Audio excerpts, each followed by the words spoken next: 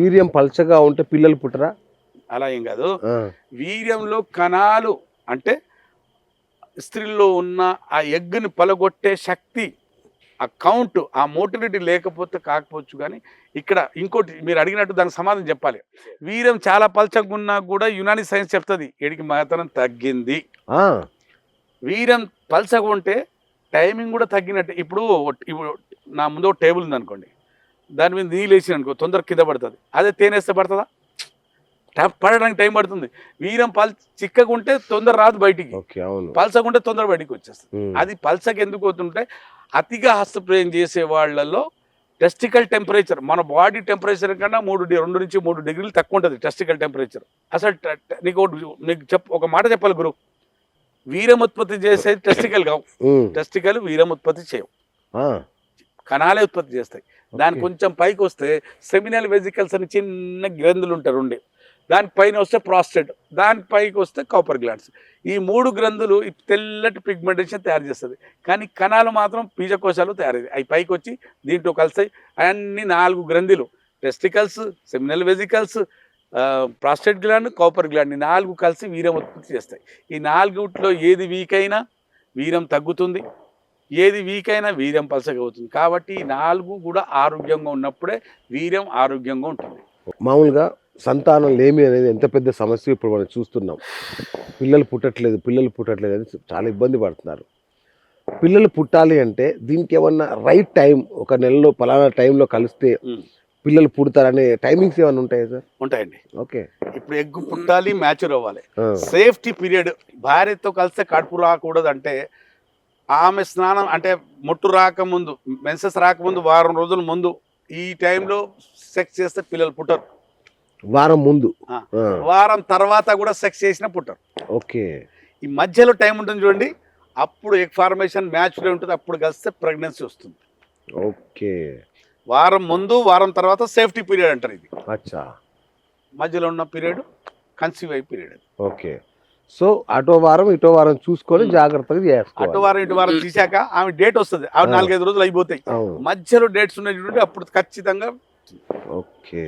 అప్పుడు ఈ వీర్యం బాగుండాలి, మా పేషెంట్ వీర్యం బాగుండాలి, దాంట్లో అన్ని పురుగులు ఉండాలా, స్పమ్స్ ఉండాలా, ఆరోగ్యంగా ఉండాలా, అప్పుడు ప్రెగ్నెన్సీ వస్తుంది. సో 40 ఏళ్ళు దాటాక మనిషికి, అబ్బాయిలకి ప్రొస్టేట్ సమస్య వస్తుంది కదా, సో దాన్ని ఎట్లా సార్, దానికి ట్రీట్మెంట్ ఉంటుందా, ఎట్లా దాన్ని డీల్ చేయాలి? ఇప్పుడు అది గ్రేడ్ 3rd గ్రేడ్ పైన పోతుంది కొన్ని సందర్భాల్లో. అది బెనైన్ ప్రాస్టేట్ హైపర్ప్లాసియా అంటారు దానికి, BPH. ఓకే.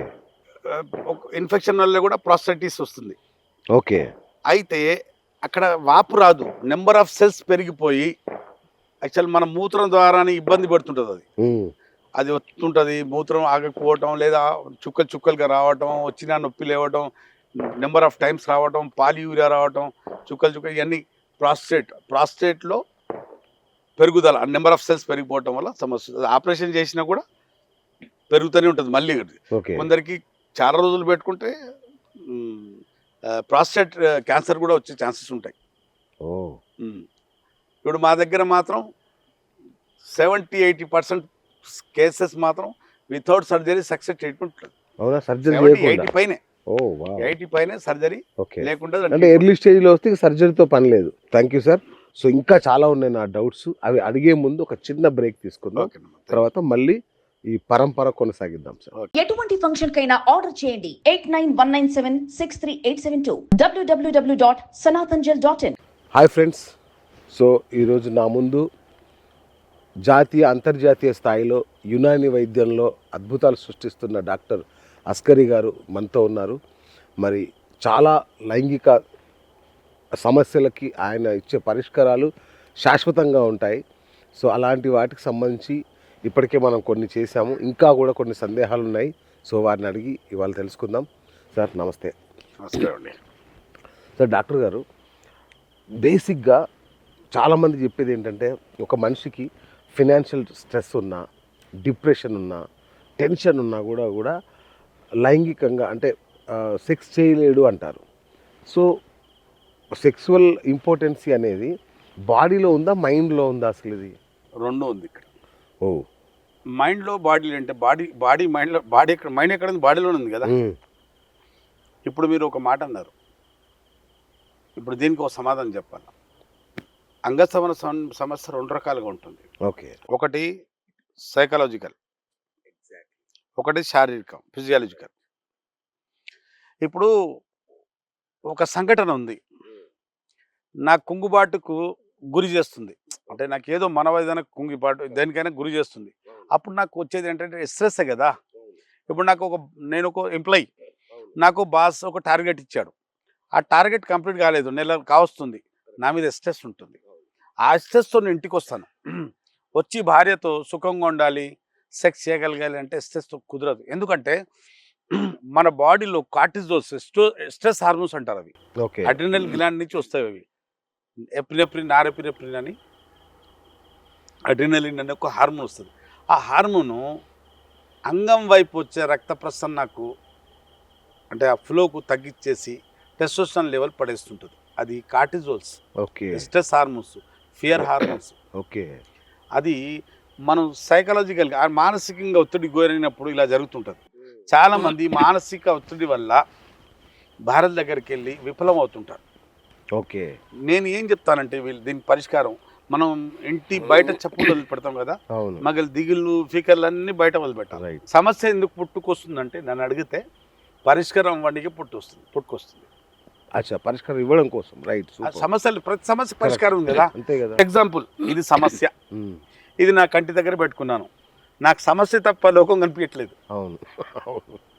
నాకు సమస్య కనిపిస్తుంది, అవును. అంత తీవ్రంగా ఆలోచిస్తున్నాను దీని గురించి నేను. కరెక్ట్. దీనికి దూరం పడేసాను అనుకో, ఇది నాకు కనిపించదు. టేక్ ఇట్ ఈజీ పాలసీ తీసుకున్నప్పుడు మీకు సమస్యలు ఏం చేయలేవు. వావ్. కానీ సమస్యలకు సీరియస్గా తీసుకుంటే మీ బాడీలో, బ్రెయిన్లో స్ట్రెస్ హార్మోన్స్ రావడం, అంగం లేవకపోవడం, ఆ స్ట్రెస్ అనేది మీ దాంపత్య జీవితం మీద దాని ఇంపాక్ట్ ఉండడం జరుగుతుంది. సరే, నేను అలా మీరు చెప్పినంత ఈజీగా నేను హ్యాండిల్ చేయలేకపోతున్నా, దీనికి యునానీలో పరిష్కారం ఉందా? ఉంటుంది మా దగ్గర. ఇప్పుడు ఈ మధ్య కాలంలో చాలా కేసులు వస్తున్నాయి సార్. సోలో బతికే సో బెటర్. Yes. నేను సోలోగా ఉన్నప్పుడు అంగం లేస్తుంది, అవును. హస్తప్రయోగం చేసుకోగలుగుతాను, కానీ భార్య అనంగానే లేదా లవర్ వచ్చి సెక్స్ చేయమనగానే అంగం లేవట్లేదు, మీటర్ పని చేయట్లేదు, మ్యాటర్ లేనట్టు కనిపిస్తుంది. ఏకాంతం ఉన్నప్పుడు విజృంభిస్తుంది అవును. భద్రాయుధం. ఆమె వచ్చినప్పుడు ఆ చచ్చిపోయిన ఎలుకలాగా, వానపాములాగా ఉంది సార్, ఇప్పుడు అస్సలు కదలట్లేదు. ఆ భయం, ఓకే. స్ట్రెస్, నేను చేయలేననే భయం. కొందరు ఏం చేస్తారంటే లవర్తో వెళ్తారు, భార్యతో వెళ్తారు, సగం ఎంజాయ్మెంట్ చేస్తుంటారు, సగం వాళ్ళ బూబ్స్ వస్తుంటారు, సగం కింద చెక్ చేసుకుంటారు, ఇది ఉందా లేదా, పడిపోయిందా. ఆ భయానికి మొత్తం పడిపోతుంది. ఓకే. సగం ఎంజాయ్మెంట్, సగం భయం. అప్పుడు సెక్స్ రాణించలేడు. సెక్స్ దగ్గర వెళ్ళటానికి పడు నా అంత పోటుగాడు ఇవ్వలేడానికి వెళ్ళాలి కానీ ఏ చేస్తానో చేయనో. ఒకసారి ఫెయిల్ అయ్యాడు అనుకో, మళ్ళీ ఏమనుకుంటూ పోతాడంటే మళ్ళీ ఫెయిల్ అవుతానని పోతుంటాడు.